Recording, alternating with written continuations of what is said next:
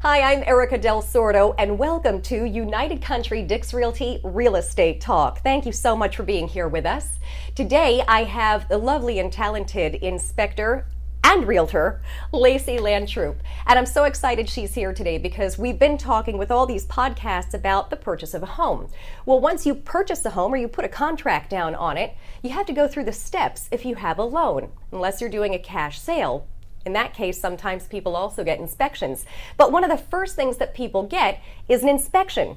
So Lacie with Chase Home Inspections is going to talk to me today about what that entails. Hi. Hi everyone. So as Erica said, my name is Lacie, and I'm with Chase Home Inspections, owner of the company. And kind of just want to talk to everyone today about the home inspection process and what to expect along the way. Even if you've had a home inspection, we might have done it, or we might do it a little bit different than what you have experienced in the past. So really good to just know and learn about.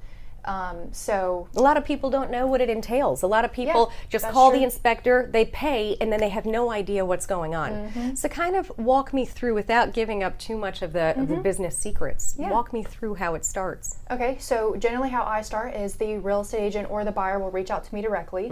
So in that case, if the real estate agent contacts me, I will reach out directly to the buyer, introduce myself, and kind of give them a brief summary as to what to expect. So even if I kind of give you a rundown on what it is, I'm going to be at a property for 3.5, sometimes 4 hours on average. So if I go through everything with you over the phone, we're going to be there for quite some time. She temporarily moves in. Yeah, basically, yes. So for the day. And so I'll just kind of let them know, hey, it's my job to be, I'm going to be there for 3.5 hours. I'm going to start from the top, work my way down, do the same thing on the inside as well. So roof, obviously the big main price points in a house are going to be your HVAC system, your electrical, your plumbing, and your roof. Did I say one twice? No. Okay. So there's the four main. So like me personally, when I'm going in and looking at a house, those are going to be your four big ticket expenses. So those are very important. All of the other miscellaneous things come into play too. You know, are the outlets wired properly? Do all of your appliances work? Is there any shifting in the foundation? Do all your windows open? That's a big one. A lot of those tickets different things add up as well. So we were at one house where we looked at a brick house and the foundation was just a mess. Yeah, and honestly, certain parts of it. Yeah, and you know, a big thing that I tell people, especially first-time home buyers who, you know, they may have rented a house and they've never actually owned a home before, but there's always continued maintenance when it comes to owning a property. Yeah. And you'll really never hear me say as an inspector that this is a bad house, because there really is no such thing. You know, there's certain things that could be updated in a property, sure. Like, you know, if a seller's asking top dollar, you know, if the market for that house, but let's say the electrical needs to be updated or the HVAC needs to be updated, then at that point, it's not still a bad house. But that's when you get to use that as a negotiating tool, because even though they're asking top dollar, it may not be worth it because of the upgrades that have not been done there. So hopefully that makes a little bit of sense there. Here's an exciting fact. Lacie is also a realtor, and that's how you got your start.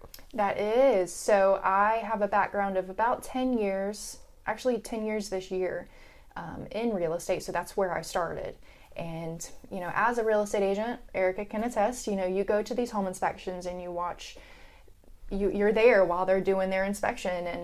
And time after time of going to a few or many and seeing how they do it. And I actually went to one in down South Florida a little bit, and they were extremely professional, and it just blew me away at how professional they were and how detailed they were. And I realized up here, you know, towards North Florida, we didn't have that really at the time, or at least not that I was aware of.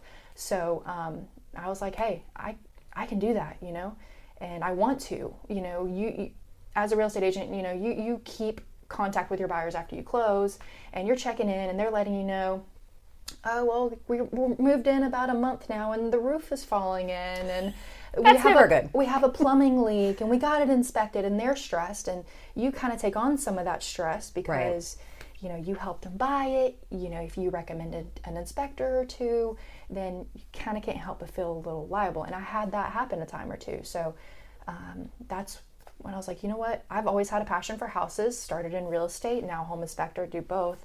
So I wanted to be able to provide that service to people in a very professional and detailed manner. So that's how we got to where we are right now. And she does that. She really is one of the best. It's a pleasure working with her. And once she's inspected a home, I have a couple that have, I think, 3 contracts on houses, and at this point they've used Lacie every time, and they just love her. So if you really want it done right, you call Lacie. With Chase Home Inspections, I don't know if you want to talk about your partner with it, because he started as a realtor here with us as well, and I think that makes it even easier, and kind of why you guys are very good at what you do, because you were realtors first. So understanding the entire aspect of a business, I always say that, is usually the cornerstone of just making it perfect. That's what you guys do. Yeah. And it also just, the home inspection really either, it's going to give you a lot of confidence moving forward in the home that you're buying, or maybe it might do the opposite, unfortunately. And every buyer is different. When I say no home is perfect, or no home is, there is no home that is perfect. Exactly. You can build a home brand new. A lot of people think that, hey, I want the perfect house for me, I'm just going to build one. Well, honestly, I'll go inspect a new construction house and find just as many issues there as an older home. And so I tell people that all the time, by the way. Yeah, that's very true. Yes, when they get scared, they don't want to purchase a home, and I tell them sometimes that the minor things that they have found, or that you have found, that are scaring them, I explain to them that they could have just built a new home themselves, and it's not been standing for more than 5 days, ready to go, and it still has all these issues, and I need people to understand that. So especially if you're purchasing a house, let's say, that was built in 1950, what do you expect? Of course there are going to be issues. Some of them can be fixed. But that's what people do need to understand, and I'm happy that you brought that up, because people sometimes don't understand that even a brand new home is going to have issues. Yep. And like with older homes, once you get past like in the 1960s, you're going to have to deal with the possibility of cloth wiring. You're going to have to deal with the possibility of cast iron drain lines, which those are 2 really big headaches in those years, and you're going to have a hard time with insurance. But negotiations, again, maybe the seller can help you with some concessions to get those things fixed. There's always a way to fix it if both parties can work together, and that's so important with real estate. And that's one thing I also try to do with the real estate agent, the buyer, the listing agent. Like, everyone should work together as a team, and when you have one side that does not want to work as a team, it's just not going to work out. But this is true. So that's just how everything should be done. And me as a inspector, and you'd mentioned about the couple that were on the 3rd house now, and some real estate agents are going to watch this and be like, I'm never using her. And I understand that, because I do have a background in real estate, but at the same time, every buyer is different, right? So some buyers are more qualified to do things in a house than others, and there's nothing wrong with if you can't, swap out an outlet or, take care of those things, because again, everyone's different. And so you get the house, you'll have some buyers that want it move-in ready, and so that buyer's going to need a different house. And I try to get a good feel for each buyer that I'm helping, so when we finish the inspection, and I have buyers come out to the property and review it with them there on site, and getting to know them a little better helps me discuss the issues as we go along. So really just knowing who you're working with, and it helps my job, or me explain, and it helps pretty much everyone involved there. It does. I want to talk about something that is brand new in your life, something that helps us out. We were talking this morning about inspections right before we went on air, and Lacie is also now certified as a structural engineer, and that's big because some loans ask for that. So now you get an inspector and a structural engineer in one. Well, so technically I'm not the structural engineer. I'm certified to go out to, when you purchase a mobile home, it's set on a permanent foundation, or in order to get a loan, it has to be on a permanent foundation. So I go out there and I do a report making sure that it has the proper tie downs, that it's HUD certified. So I'm a HUD certified inspector. Go out there and make sure that the mobile home is up to HUD guidelines. I send the report off to an engineer. The engineer looks at the report and makes sure it's all good, signs off, and then you have your report within 12 hours. So what makes a mobile home like HUD certified? So it has to have a permanent foundation, and I go under there and make sure there's a bunch of different ways. Popular way are just the metal straps that strap it to the ground in concrete. And then there also can't be decks or roof overhangs, anything attached to the actual foundation or the mobile home structure itself. So any deck or roof attachment has to be freestanding and self-supporting. So it cannot be attached to the mobile home. And I find often that they are attached, so they have to be detached and either, add in 4x4s or 6x6s, however you want to make that support there, but it has to be freestanding. So those are kind of the two things that I'm looking for when I do go out and do a structural. Okay. This is why she's so thorough. I really do. I love how thorough you are, because, unless you are an inspector, unless you've gone through the training that you've gone through, we wouldn't know that. As a regular realtor, I see what you do, and then I go through the inspection report with people and, bit by bit, and then if we have questions, we call you. But I don't understand it in that aspect, and I think that this is wonderful that you're kind of debunking all of this for everyone. What else do you want to add? Yeah, so one thing that I do try and do is, because again, I understand the real estate side, when I do an inspection, I really try to schedule that inspection to where the buyer can meet me at the end. So we review everything on site. So when they get that long report, they're not like, oh my gosh. Because it's 155 pages sometimes. Yes, it is. But also what people don't understand, and that's where the inspector should educate, that the home inspection report is also a bunch of knowledge. So you're buying a house. What are you buying? What do you need to maintain? People don't know these things. That's what the home inspection does. Yes, it's telling you the defects in the house and maybe what should be upgraded, but it also tells you how to, I use the verbiage, let your home live its best life, right? So, I love that. So when people, if they can't meet me there, a lot of times people are buying houses out of state.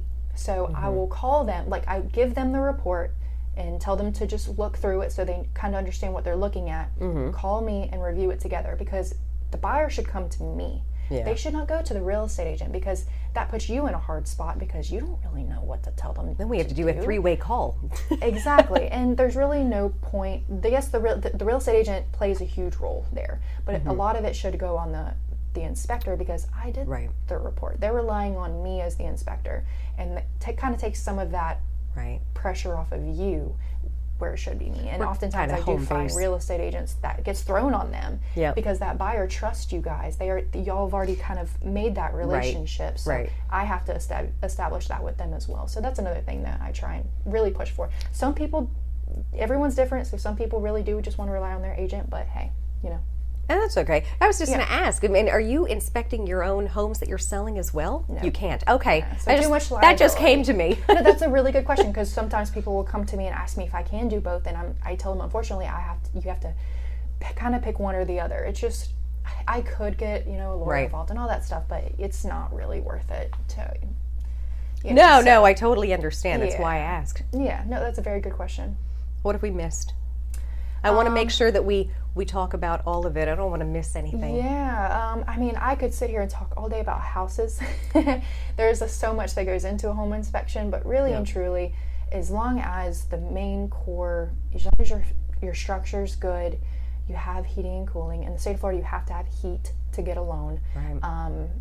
Your electrical, your plumbing, as long as those core factors are there, those big ticket items, all the cosmetics, and a door doesn't close right or a window doesn't close right, those things you can work on over the time that you live there.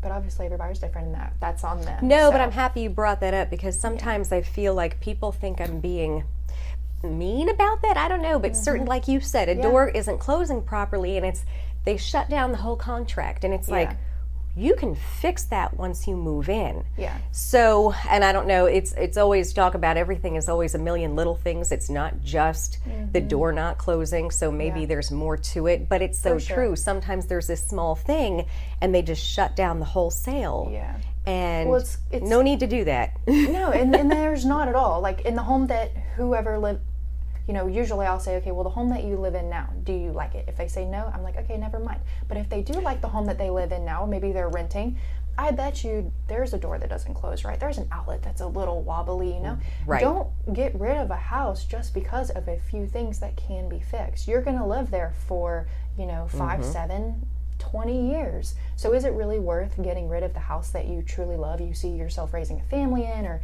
moving your family in, over minor things that can be worked on? So it's just like right now, rates are high, right? And they, Yolanda, which you also had on the podcast, she loves to say, marry the house, date the rate. Well, I like that. It kind of works with inspections too, or repairs on a house. Right. Marry the house, you have the house, you can work on it over time. So it all kind of just flows together there in that regard. It does. That's why real estate, I think, is starting to pick up for us. I think people are realizing the rates are maybe going to dip a little bit. They might go back up, but they are where they are right now. We're just not going to see 3% maybe for a while. So I think that we're starting to get a little bit busier in that aspect, and people are back into the home buying and selling market. And you'll always hear people say, especially when you're in real estate, oh, the next year the market's going to crash. There's another crash. It's a famous saying. Happen. Well, who knows what's going to happen? But if you put off owning a home or because of a rate, you're never going to have one. Right. Rates don't just drop from 8% to 3% overnight, or over the course of a year. COVID was a totally different ball game, so you can't compare. But it's never a bad time to own real estate, especially if you're renting. When we've had that discussion. So many people have had that discussion. Yolanda and I had that discussion in the other podcast. It's so much better to buy, even with where the rate is. Just make a purchase, unless there are those moments when someone has to rent. They can't get out of renting. But if you don't need to be, and you've got a perfect place where, and they can help you with credit, by the way. If you're worried about your credit, these lenders we have here locally are very good about helping fix credit. But try and buy. That's always the way to go. And then have it inspected by one of the best. That's right. Yes, ma'am. Thank you so much for being with me. Thank you for having me. Everyone will enjoy that. I'll have all of your information up on the screen and in the About section. Please subscribe, by the way. Yes. This way folks can reach you. They can ask you questions maybe. They can call you for a home inspection. And I'll have your website as well. This way people can see everything. Any questions, call me, text me, whatever you need. I love it. Thank you very much for being with me today. Yes. Thank you so much. Have a great day.